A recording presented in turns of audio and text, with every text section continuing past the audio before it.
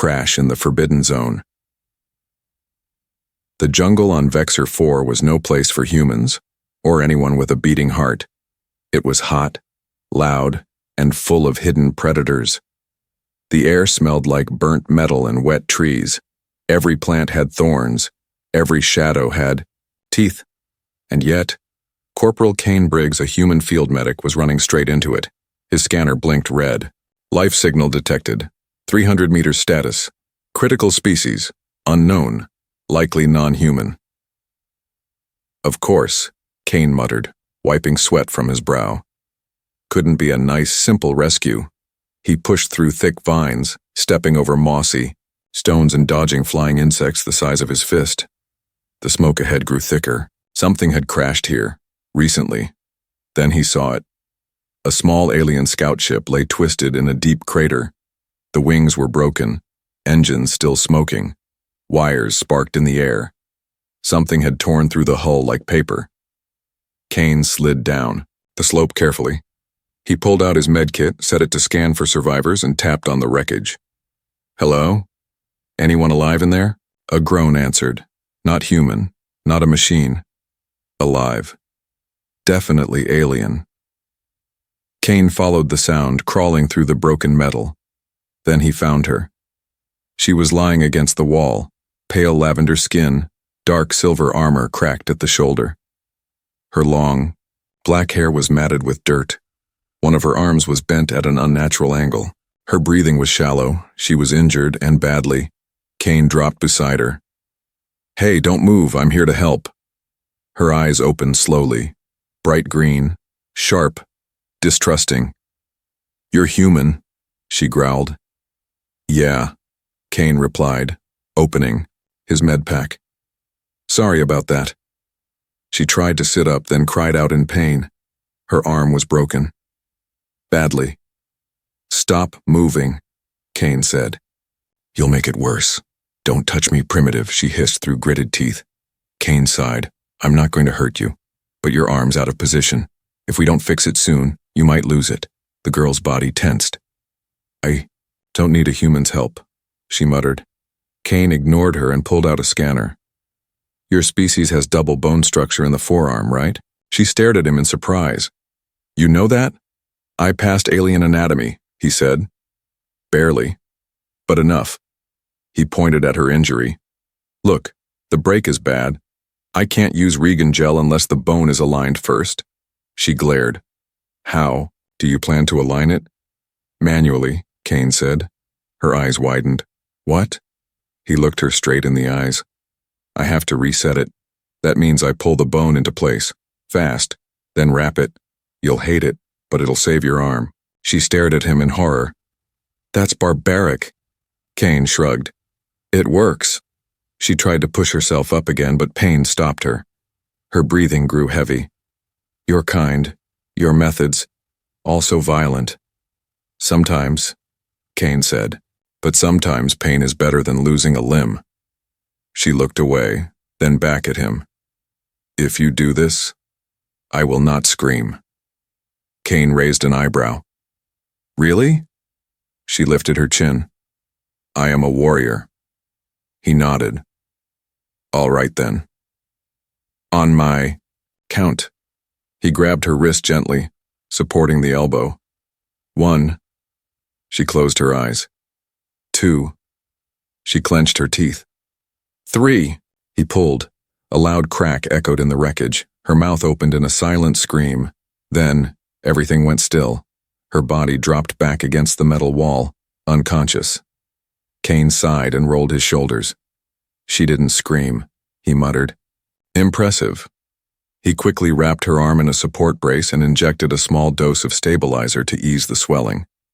Then he leaned back against the wall, watching her breathe. Who are you? He whispered. And why were you flying? Alone in a place like this? Outside, the jungle was alive again, but inside the wreck, only silence. Kane sat beside the alien girl, eyes on the dark entrance, one hand on his blaster, the other resting on his medpack, because he knew what came next. Noise draws predators, and he wasn't alone anymore. Don't touch me, primitive. Tigambi. Inside of the wreck was quiet, until she screamed. Not from pain. From rage. What did you do to me? Corporal Kane Briggs jumped to his feet. The alien girl was sitting up, her arm in a brace, her face twisted with fury. Her voice echoed. Off the metal walls, you broke it again, she shouted. Kane kept his tone calm. I reset the bone. You passed out before I could explain. She grabbed her arm, felt the hard wrap, and growled. That is not how we heal. That is primitive. You pulled it like it was a rope. It worked, Kane said, folding his arms. You'll thank me in a few days. I will thank you with a knife between your ribs. She tried to stand but winced. Her knees shook. The pain was still there. Kane walked toward her slowly and crouched. You were about 10 minutes away from losing that arm. I didn't have your people's medtech. I did the best I could. She glared at him. Her green eyes were sharp, full of pride. I didn't ask for help. You didn't have to. For a moment, they stared at each other in silence. Then, beep, beep, beep. A blinking red light flashed from the small round device clipped to her belt. She looked down. Her face turned pale. No. What is it? Kane asked, already reaching for his rifle. My distress beacon activated. Good. Now your people can pick us up. She shook her head quickly. No, that's not my rescue signal. Then what is it? She looked at him with fear now. Real fear. It's a blood scent tracker. Something nearby. Smelled my wound. It's coming. Kane moved fast. He checked his pistol and grabbed her gently. We need to get out of this wreck. Now. She struggled weakly. Don't touch me. Fine, Kane snapped. Then limp faster. He helped her up, one arm around her waist.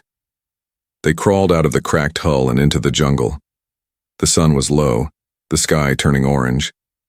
Strange howls echoed through the trees. Branches snapped. In the distance, Kane's eyes narrowed. Tell me what's coming, she breathed hard. We call it the Mire Hunter. It smells pain. It lives for it. He frowned. Big? Bigger than this ship. Fast? She looked at him, dead serious. You won't outrun it. But maybe. It'll take you first, he laughed under his breath. Wow. Do all of your people flirt like this? She blinked in confusion. What is flirt? Kane smirked. Forget it. He led her toward a thick group of rocks, half covered in moss. Here, we hide in there until night, then we move. The howling grew louder. Branches broke like bones in the distance. They crawled into the tight space between the rocks. Kane placed his pack in front of the gap. It wouldn't stop a monster, but maybe it would buy them seconds. Inside the dark, he gave her water. She sipped slowly, still glaring. Why did you save me? She asked. Because you were dying. That's not a reason. That's a reaction. Kane looked at her. I don't like watching people die, even angry, stubborn ones. She stared at him a moment, then asked, You're not a soldier, are you? I used to be, he said. Now I patch up what the real soldiers break. Outside, the forest fell quiet, too quiet. Kane leaned forward slightly. I think it's close. Then he heard it. Slow breathing. Deep. Heavy. The Mire Hunter was outside the rocks. Ceres, finally speaking calmly, whispered, Don't move. Don't breathe loud. It hears heartbeats. They both froze. Kane could feel his own heart pounding, in his chest. Closer, closer. A claw scratched the side of the stone. Dust fell. Then, silence. The creature moved on. Kane let out a quiet breath. So, he whispered, do I get a thank you now? Ceres didn't answer. She was watching him, carefully. You covered me when we crawled in. He shrugged. So? You placed your body between me and the opening.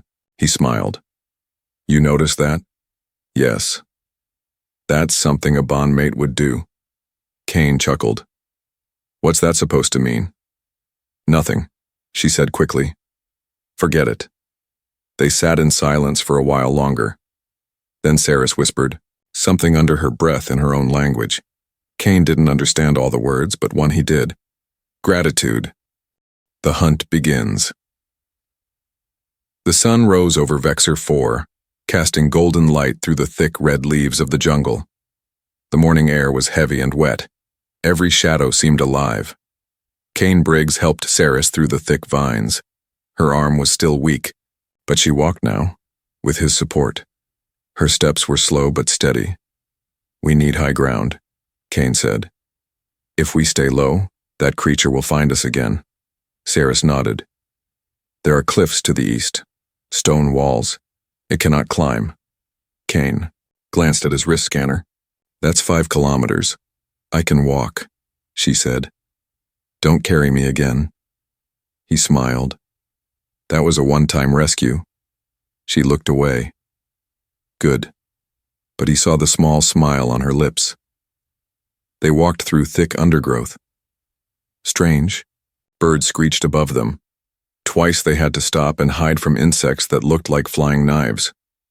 Kane used his blade to clear the path, and Saris followed silently.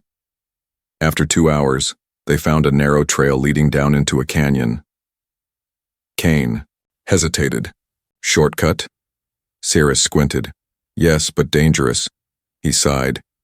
Dangerous seems normal now. They began to descend. Halfway down, the ground shifted. Kane stepped on a patch of soft moss, and it gave way. Saris, don't move. Too late. The ground collapsed. They fell. Together. Dust. Rocks. Roots. Then, crunch. When Kane opened his eyes, everything was dark. He was lying on his side, dirt in his mouth. His back ached. His helmet was cracked. Saris? He called out. I'm here, she said. Her voice was close. He sat up slowly and looked around. They were in a wide underground pit. Bones surrounded them. Piles of them. Skulls. Ribs. Long, twisted spines. The smell was thick and sour. Saris limped toward him, holding her wrapped arm. This is not a hunting zone, she said. It's a feeding pit. Kane stood. His stomach turned as he looked around. Something has been dropping prey here. For years, Saris said quietly. Maybe longer. He checked his scanner. Life signs. 2 movement. Unknown location. Surrounded. The signal pulsed in warning. They know we're here, Kane said. He checked his gun. 1 power cell left. Saris pulled a blade from her boot. You should have left me in the wreck, she said softly. He shook his head. I don't leave people behind. I wasn't your people. Doesn't matter. Suddenly, noise. From above, clicking sounds, then shadows. Figures climbed along the walls. 4-legged, long-limbed creatures with flat faces and black, glassy eyes. Silent. Fast. Watching. Kane and Saris stood back to back. How many? He asked. Too many, she replied. The creatures didn't attack. Not yet. They circled the top edge of the pit, studying them. Waiting. They're not beasts, Kane said. They're thinking, Saris nodded. Hunting smart. Kane looked. Up, the walls were steep but climbable with effort. We need to move now. I can climb, Saris said, but not fast. I'll go first, Kane said. I'll pull you up. She paused, then nodded once. Don't fall. Thanks for the vote of confidence. Kane started climbing. The wall was slick and sharp, but he found handholds. Halfway up, the creatures above moved fast. One leaped, heading for him. But Saris screamed. She threw her blade, perfect aim. It hit the creature mid-jump. The thing shrieked and fell. Kane reached the top and pulled himself over. Now you. Saris started climbing. The creatures shrieked again, this time louder. 2 jumped down into the pit behind her. Faster, Saris. She climbed with one hand, one leg weak, sweat running down her face. One creature reached for her foot. Kane reached down. Jump. She pushed off the wall and grabbed his hand. He pulled with all his strength. She came over the edge, breathing hard, just as the creatures reached the top. Kane tossed a stun grenade behind them. Boom! Bright flash. Screams. They ran. They didn't stop until they reached the edge of the cliffs. There they collapsed under a thick stone outcrop. Both of them were breathing heavy. Silent. Then Saris spoke. You called me Saris. He looked at her. Yeah? No one calls me by name. Outside my rank, he nodded. Well, I'm not your commander. No, she whispered. You're not. The Cave of Echoes. The moonlight on Vexor 4 was soft and pale, but it didn't reach the cliffside. Kane Briggs woke with a jolt. His hand went to his blaster. Something was wrong. The fire had burned low, and Saris was gone. He stood up quickly, his eyes scanning the darkness. The jungle below was still. No sound. No wind. Then he saw it. A trail of blood. Drops across the rock, leading toward the shadows beyond their shelter. Saris. He grabbed his flashlight, checked his sidearm, and followed the trail. The path led him through narrow cliffs and jagged stone. The trail grew thicker, blood smears on the rocks, broken plants. A few footprints, light but rushed. Kane picked up speed. She was injured, and walking alone. Why? Then he heard it, a soft sound like a whisper carried by the wind. A voice, echoing, her voice. He followed it. The path ended at a dark opening in the rock wall. A cave. The trail led inside. Kane entered carefully, light raised high. The air was cooler. Here. Still. The walls were covered in strange marks like ancient writing carved by hand. His scanner blinked but gave no data. Then he saw her. Saris sat on her knees in the middle of the cave. She wasn't unconscious. She wasn't trapped. She was praying. To something. She spoke in her language, soft, steady, like she'd done this before. Her eyes were closed. Her injured arm was unwrapped, bleeding again. Kane stepped forward. Saris. She didn't turn. I thought you were sleeping, she said calmly. I was. Then I woke up alone. Again. She opened her eyes. They glowed faintly in the dark. You shouldn't have followed. Too bad. He crouched beside her. What are you doing? This cave, she whispered, is sacred to my people. We call it the echo of the first pain. Kane looked around. I've never seen this in any report. You wouldn't, she said. We don't tell outsiders. Then why bring me? She looked at him. I didn't bring you. You came because you care. Because you're human. He smiled a little. You say that like it's a bad thing. It's not, she said. Not anymore. She placed her hand on the stone beside her. The first warrior of my people came here after her injury. She believed pain could speak. She said every wound left a message. Kane looked at her.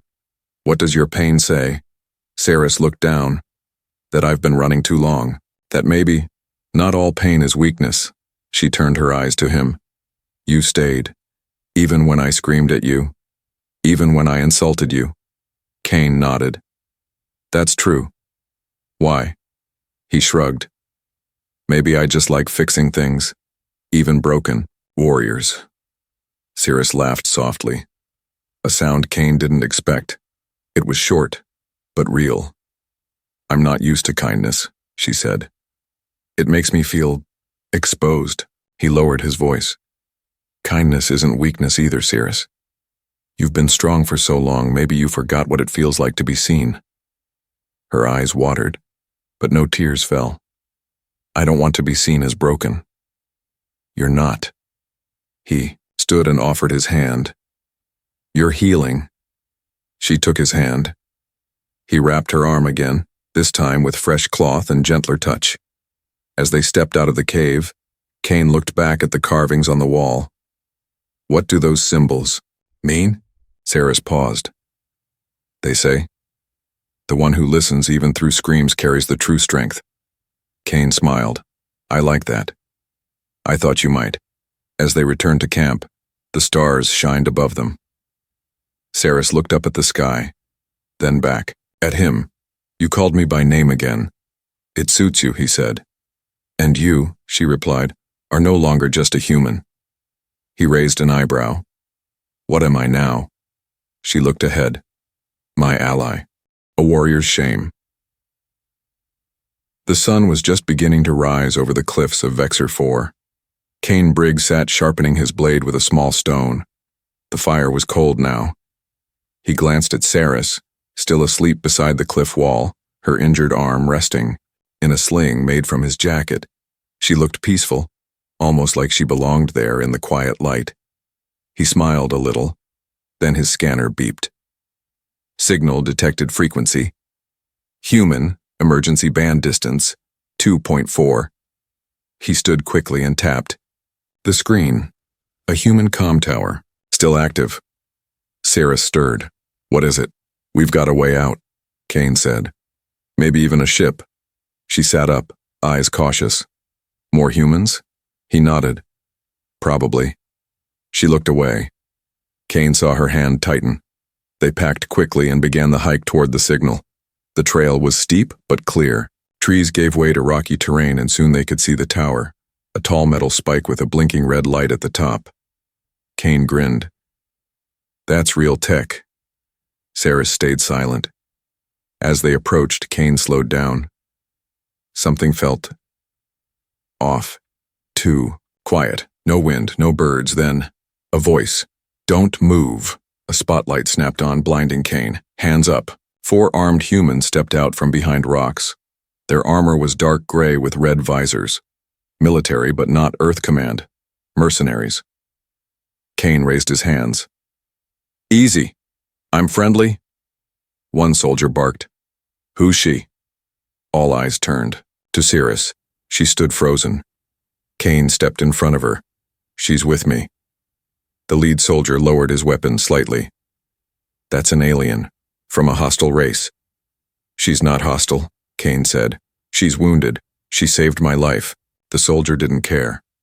Orders are clear. Alien species from red zones are to be tagged, scanned, or contained. Saris's face hardened. Kane turned to her. Don't do anything. I'll talk to them, she whispered. They don't want to talk. One soldier stepped forward, aiming a scanner at her. Saris flinched. The scanner beeped and flashed red. Non-human genetic activity. Alert mutation detected. The soldier shouted. She's been altered, possibly infected. Kane grabbed the scanner. No. That's part of her healing process. I treated her with human blood. She's stable. The merc nodded. Then she's a biohazard. He raised his rifle. Saris's eyes widened. Kane stepped between them. You shoot her, you shoot me. The soldier hesitated. The leader waved his hand. We're not here to babysit. Call command. Let them deal with this mess. Later, in a small camp near the tower, Saris sat against a metal crate. She said nothing. Her eyes stared at the ground. Kane brought her water. She didn't take it. He sat beside her. They're just following orders. She didn't look up. I hate this, she said quietly. I hate feeling like I'm small. You're not. She touched her chest. I was trained to never cry, to never need help. But you saw me cry. You carried me. You fixed me with your hands. He smiled gently. And you saved me from beasts and from myself. She turned to him. My people call it shame when we lean on others. Then, your people got it wrong, Kane said. Needing someone doesn't make you weak, it means you're alive. Saris looked into his eyes. I wanted to hate you. I know. But now, she hesitated. I don't want you to leave. Kane placed a hand on her good shoulder. I'm not going anywhere. Just then, a message played over the merc's comms. Command team inbound. Arrival in 15 minutes. Prepare for asset transfer. Kane stood up. They're coming to take you. Sarah stood too. What do we do? He looked at her seriously. You have a choice. You can go with them. Or, we run. She stared at him. You'd run for me? No, he said. I'd run with you. She smiled just a little, then nodded. Let's run. The signal fires. The jungle swallowed them fast. Kane and Saris ran side by side, ducking under branches, jumping over rocks, breathing hard. Behind them, the sounds of shouting soldiers and buzzing drones filled the air. The mercenaries were coming. Saris touched her wounded arm, now wrapped tightly. How far? She asked. Kane checked his tracker. There's an old signal tower 3 kilometers south. If we can reach it, I can hijack the uplink and call a real rescue ship. Saris nodded. Then let's move faster. They disappeared into the trees, and, an hour later, they were hiding behind a thick wall of vines, watching the sky. A drone hovered above, scanning. They stayed completely still. When it passed, Kane let out a slow breath. Saris wiped sweat from her forehead. You sure the signal tower still works? She asked. No, Kane said. But I know how to make it work. Saris tilted her head. You're not just a medic. He gave a tired smile. No, I'm also the guy who once rewired a coffee machine to send a distress call. She raised her eyebrows. You humans are strange. Yeah, he said. We are. They reached the signal tower just before sunset. It was old and rusty, covered in moss, with broken panels hanging loose. Vines had grown into the wiring. A dead comm unit lay half buried under dirt. Kane got to work. Saris kept watch. The sound of engines hummed in the distance. They're coming. I know, Kane said, sweat dripping from his face. I just need 5 more minutes. Saris pulled out her blade and looked around the clearing. Then we trapped them. She moved fast, using old wires and thorny branches. She smeared alien sap on nearby trees, a trick to draw jungle beasts to the smell. Kane looked up from the panel. You're setting bait? Saris smirked. Let them feel what it's like to be hunted, he laughed. Remind me never to get on your bad side. She glanced at him. You're not on my bad side. Just as the sun dropped behind the trees, the mercs arrived. 2 came from the east.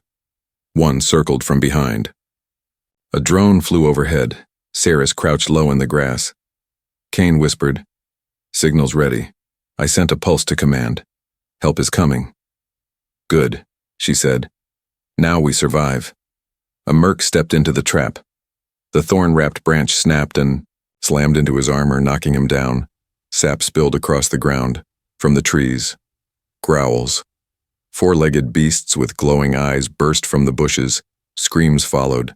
Saris and Kane ran. They moved fast, dodging blaster fire and leaping. Over roots, 1 soldier spotted them. There. Target in sight. Kane fired once, hitting the man in the leg. Saris threw her blade, striking the drone. It exploded in sparks. They reached the river's edge. Across it, a wide flat rock led to an old landing pad. Rescue ship should land there, Kane said. But we can't hold this spot long, Saris replied. He nodded. Then we light the fires. Kane pulled a flare gun from his bag. Saris poured sap and dry leaves across the pad. Kane fired the flare. Whoosh! Flames rose high, orange, bright and visible for miles. A signal fire. Saris stepped beside him, breathing hard. You think they'll come? They have to, he said. Then in the distance, a new sound. Engines. Heavy, deep, familiar. Saris looked up. A real ship, she whispered. The mercs were still close. Kane took position on the rock, rifle ready. Saris stood beside him, blade in one hand, broken arm hanging at her side. You know, Kane said, you could have just let me fix your arm back in the wreck. She smiled slightly. I didn't trust you then. And now? She looked at him. Now, I trust you. With my life. The rescue ship landed with a loud hiss. A ramp lowered. A squad of real Earth soldiers stepped out, weapons raised but not aimed at Kane or Saris. Commander Briggs, one said. We got your signal. Are you all right? Kane pointed behind them. Help us deal with these mercs. Barbaric, but brave.